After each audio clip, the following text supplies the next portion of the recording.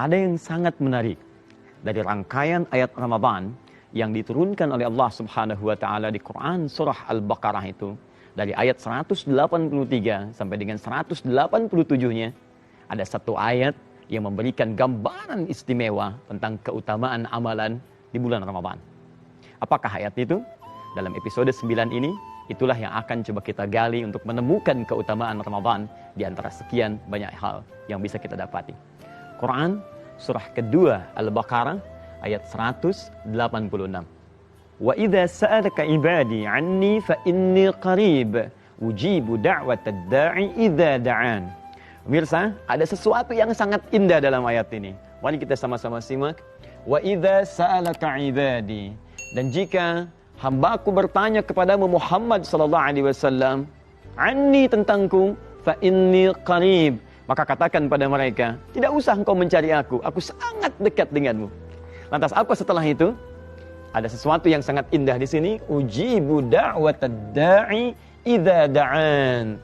Maka aku akan selalu menjawab setiap permohonan hambaku saat mereka berdoa dan bermohon kepadaku.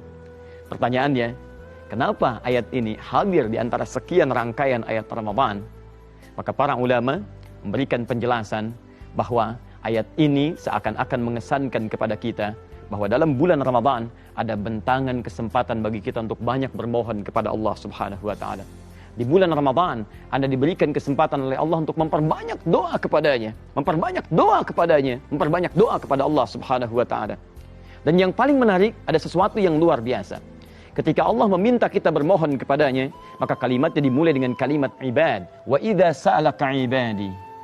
Di dalam Al-Quran ada dua jenis kata ibad yang disebutkan oleh Allah Subhanahu wa taala. Pertama, Allah menunjuk kata ibad bagi kalangan pendosa yang merasa banyak maksiat yang pernah dikerjakan. Quran surah 39 ayat 53. Qul ya ibadiyalladzina asrafu ala anfusihim la taqnatu min rahmatillah. Katakan Muhammad pada hamba-hambaku yang merasa banyak dosa dalam kehidupannya, maka jangan putus asa dari rahmat Allah Subhanahu wa taala.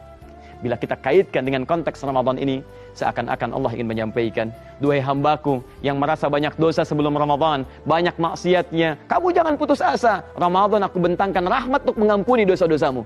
Ayo berdoa, ayo istighfar, ayo minta ampunan. Jika orang dulu pernah melakukannya, kenapa orang sekarang tidak menekuninya? Bagian kedua, jika disebutkan kalimat ibad, maka boleh jadi itu menunjuk kepada hamba-hamba yang sangat dekat dan taat kepada Allah Subhanahu wa taala. Quran surah ke-25 misalnya ayat ke-63. Allah Subhanahu wa taala menyampaikan di ayat ini, wa ibadur rahmanil ladzina yamshuna 'alal ardi hauna. Dan ada hamba-hamba Allah yang sangat taat, bahkan saat jalan pun begitu tawadhu jalannya dan dekat dengan Allah Subhanahu wa taala. Pemirsa, Anda termasuk golongan taat ataupun pernah berbuat maksiat, tidak akan menghilangkan kesempatan bagi Anda untuk berdoa kepada Allah Subhanahu wa taala. Satu hadis riwayat sahabat Abu Hurairah radhiyallahu taala anhu dari Nabi sallallahu alaihi wasallam. Thalathatun la turaddu da'watuhum. Ada 3 golongan yang tidak akan pernah ditolak doanya. Siapa di antara mereka? Kata Nabi, as-saima hatta yuftira. Orang yang puasa hingga ia berbuka. Kenapa Anda tidak manfaatkan kesempatan ini untuk duduk bersama keluarga saat menjelang buka? Setelah Anda katakan, dhahabadh dhama wabtallatil uruq wa thabatal ajru insyaallah. Ya Allah, hilang haus di dahaga ini. Akan basah tenggorokan dan telah tetap pahala. Lalu mohonlah kepada Allah setidaknya untuk mengampuni dosa Anda sekeluarga.